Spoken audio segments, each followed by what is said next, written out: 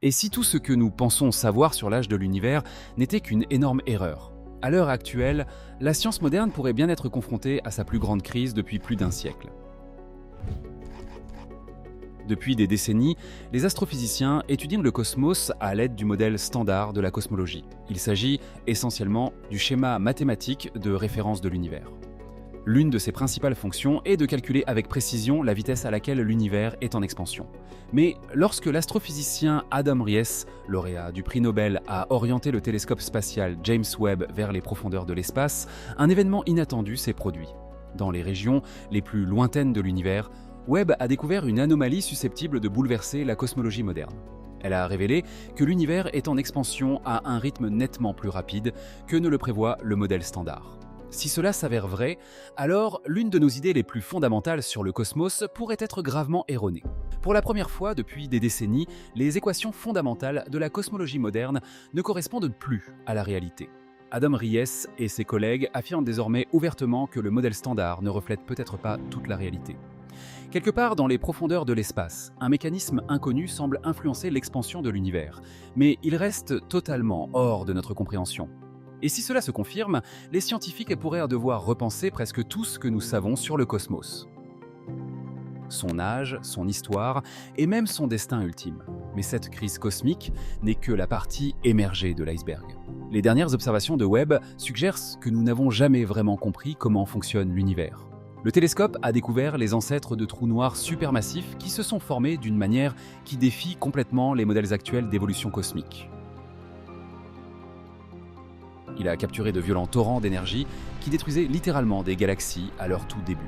Et tout récemment, alors qu'il étudiait notre voisinage cosmique, James Webb a détecté quelque chose sur le mystérieux objet interstellaire 3I/Atlas qu'aucun télescope n'avait jamais pu observer auparavant. Alors, qu'a découvert exactement le télescope le plus puissant de l'humanité? Pourquoi l'univers se comporte-t-il de manière si étrange? Et cela pourrait-il signifier que le destin ultime de l'univers est bien plus terrifiant que quiconque ne l'aurait jamais imaginé?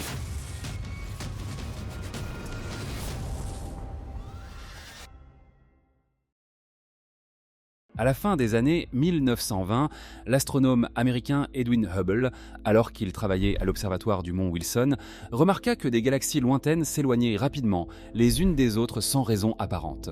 Et plus elles étaient éloignées les unes des autres, plus vite elles s'enfuyaient vers l'abîme. Cela signifiait qu'une force invisible provoquait l'étirement continu de la trame même de l'espace. C'est à ce moment-là que nous avons pris conscience pour la première fois que nous vivons dans un univers dont la majeure partie nous reste cachée. Si l'on pouvait réduire l'ensemble de notre univers à la taille d'une maison ordinaire, alors tout ce que l'humanité peut voir, toucher ou mesurer, d'un grain de sable sur Terre aux étoiles géantes, n'occuperait qu'une seule petite pièce de cette maison. Tout le reste resterait caché dans l'obscurité, enfermé par les lois de la physique que, comme il s'avère, nous ne comprenons toujours pas. Mais nous avons continué à chercher la réponse. 100 ans plus tard, des scientifiques, parmi lesquels Vera Rubin, Sol Perlmutter et Brian Schmidt, ont joué un rôle particulièrement important aux côtés d'équipes de recherche entières, notamment la mission Planck et l'Observatoire de la NASA, ont développé un nouveau modèle de l'univers qui ressemble aujourd'hui davantage à un casse-tête non résolu. Tout ce qui nous compose, ainsi que les planètes et les étoiles, est de la matière visible, qui ne représente qu'un modeste 5% du cosmos. Les 95% restants constituent le plus grand mystère. Environ 27% correspondant à la matière noire, une colle cosmique invisible qui empêche les galaxies de se disperser sous l'effet de leur propre gravité. Les 68% restants correspondent à l'énergie noire, une propriété fondamentale de l'espace lui-même qui provoque l'expansion de l'univers. Les scientifiques ont décidé de calculer un chiffre précis, la vitesse à laquelle cette force entraîne l'univers vers la dispersion. Ils l'ont appelée la constante de Hubble. Pour la calculer, les astrophysiciens ont mis au point deux méthodes indépendantes. La première méthode peut être décrite comme un regard vers un passé lointain. Elle a été mise en œuvre par des scientifiques travaillant avec le télescope spatial Planck. Ils ont utilisé l'un des signaux les plus anciens de l'univers, le fond diffus cosmologique. Il s'agit du faible écho thermique du Big Bang. La lumière la plus ancienne de l'univers qui voyage dans l'espace depuis 13,8 milliards d'années. Le télescope Planck n'a pas observé les galaxies directement.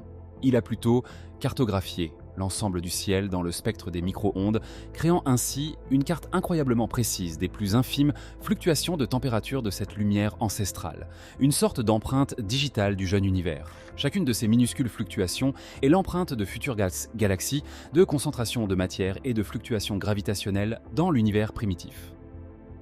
C'est là que commence l'étape clé de la méthode. Les scientifiques comparent ce motif du fond diffus cosmologique à un modèle physique de l'univers dans lequel les lois de la gravité, la densité de la matière et l'énergie noire sont connues. Ils ajustent ensuite les paramètres du modèle jusqu'à ce que la simulation informatique corresponde parfaitement aux observations de Planck. Et une fois cette concordance obtenue, le modèle produit automatiquement un chiffre précis, le taux d'expansion actuel de l'univers.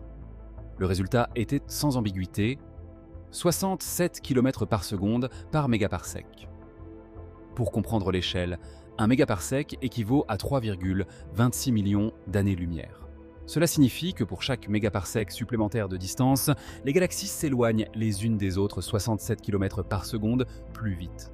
Par exemple, deux galaxies séparées de 2 mégaparsecs s'éloignent déjà l'une de l'autre à une vitesse de 135 km par seconde.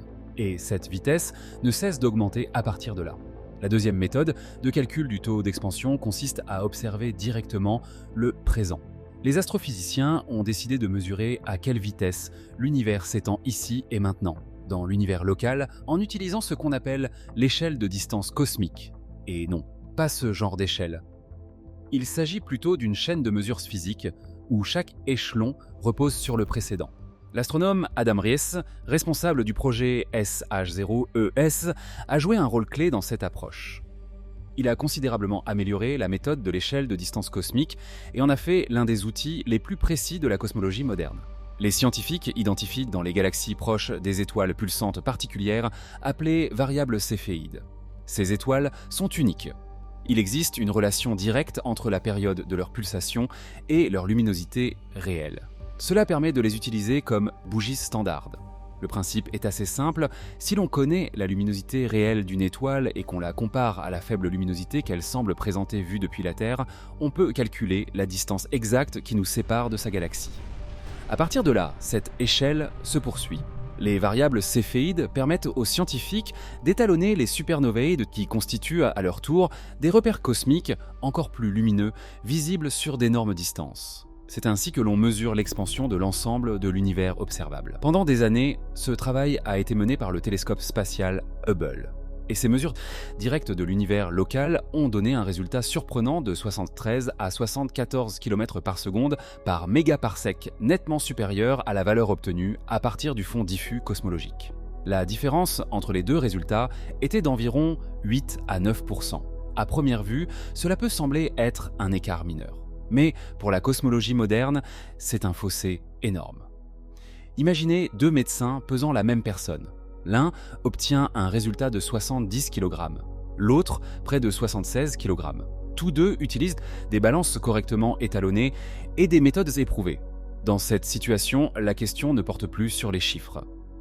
Nous devons comprendre pourquoi deux méthodes de mesure fiables aboutissent à deux résultats différents.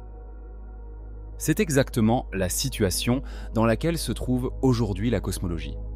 Les deux méthodes les plus précises de mesure de l'univers produisent deux réponses différentes, et personne ne sait pourquoi. Les scientifiques ont baptisé ce mystérieux conflit la tension de Hubble. Le dernier espoir des chercheurs, dont Adam Ries, résidait dans l'hypothèse selon laquelle les instruments étaient en cause. Les scientifiques espéraient que l'ancien télescope introduisait simplement une erreur systématique. Tous les espoirs de la communauté scientifique reposaient sur le télescope spatial James Webb. Équipé de son énorme miroir en or et d'instruments infrarouges ultrasensibles, Webb est capable de voir à travers la poussière cosmique et de distinguer clairement une étoile d'une autre. La NASA l'a orienté vers les mêmes galaxies et les mêmes étoiles variables de type céphéide que son prédécesseur avait étudiées. Les astronomes s'attendaient à ce que Webb résolve ce problème. Mais les publications de la NASA et les rapports des scientifiques de 2023 et 2024 se sont révélés extrêmement inattendus. Le télescope spatial James Webb n'a détecté aucune erreur dans les données du télescope spatial Hubble. Ces observations ont confirmé avec précision que les mesures directes de l'univers local sont correctes et que le taux d'expansion est bel et bien de 73 à 74 km par seconde par mégaparsec. Les instruments ne présentaient aucune erreur. L'écart de 9% est bien réel. Et cela transforme la constante de Hubble en une nouvelle crise cosmologique. Cela signifie que l'univers ne s'étend pas comme le prédit notre modèle standard, fondé sur la théorie de la relativité d'Albert Einstein. Il nous manque un élément fondamental. Et plus les scientifiques s'efforcent de concilier ces deux méthodes de mesure en une seule réponse, plus le sentiment s'affirme que le problème ne se limite pas au seul taux d'expansion. Car derrière cet écart se cache quelque chose d'encore plus fondamental. Le temps. Dans le modèle cosmologique standard, fondé sur les données du satellite Planck, l'univers a environ 13,8 milliards d'années. Mais si les mesures locales effectuées par l'équipe de l'astrophysicien Adam Riess, lauréat du prix Nobel, sont correctes, et si la constante de Hubble est effectivement plus proche de 45,3 à 44 miles par seconde, alors l'univers pourrait en réalité être plus jeune d'1 milliard d'années. La différence peut sembler minime. Mais à l'échelle cosmique, cela suggère déjà que l'évolution entière de l'univers a peut-être suivi une trajectoire différente de celle que nous considérons comme standard. Et si nous nous trompons véritablement sur l'histoire de l'expansion de l'univers, alors une question encore plus troublante se pose. Comprenons-nous vraiment son avenir ? Les cosmologistes, dont Catherine Frisé, l'une des plus grandes spécialistes en cosmologie, physique des particules et astrophysique, estiment que si la mystérieuse énergie noire continue de dominer le cosmos, alors l'avenir le plus probable de notre univers est le scénario connu sous le nom de mort thermique. Et c'est peut-être la fin la plus impitoyable que la physique moderne puisse envisager. Au cours de dizaines de milliards, puis de milliers de milliards d'années, l'espace continuera de s'étendre. Une à une, les galaxies disparaîtront au-delà de l'horizon cosmique, se perdant à jamais de vue les unes des autres. La lumière émise par l'une d'entre elles n'atteindra jamais une autre. Peu à peu, les dernières étoiles s'éteindront. Aucune nouvelle étoile ne naîtra plus jamais. L'univers, autrefois lumineux, deviendra un océan infini de ténèbres, où les rares îlots de matière restants seront séparés par des distances inimaginables. L'espace deviendra si vide que même une rencontre fortuite entre deux atomes deviendra un événement quasi impossible. Ce sera la fin de absolument tout. Le concept même de camp de temps perdra tout simplement son sens. Il n'y aura plus rien, et plus rien ne se produira. Plus nous essayons de comprendre la nature de l'univers en expansion, plus il devient nécessaire de remonter à l'origine de tout. Mais lorsque nous explorons l'univers primitif, nous devons nous préparer à la possibilité qu'il contienne des objets et des processus dépassant les limites de notre compréhension scientifique actuelle. Au cours de l'une de ces observations approfondies du cosmos, le télescope spatial James Webb capte une lumière qui voyage vers nous depuis plus de 13 milliards d'années. Un signal provenant d'une époque où l'univers n'avait que quelques centaines de millions d'années. Une seule image a permis de capturer 45 000 galaxies, étendues à travers les profondeurs du temps où les points les plus minuscules sont les toutes premières protogalaxies, qui commençaient à peine leur existence. En les examinant, les scientifiques de la NASA ont remarqué quelque chose d'étrange parmi ces galaxies. Leur couleur rouge signifie que leur lumière a subi un décalage important vers le rouge du spectre en raison de l'expansion de l'univers, ce qui indique que ces objets se trouvent à une distance colossale de nous. Selon les scientifiques de la NASA, elles existaient déjà 600 millions d'années seulement après le Big Bang.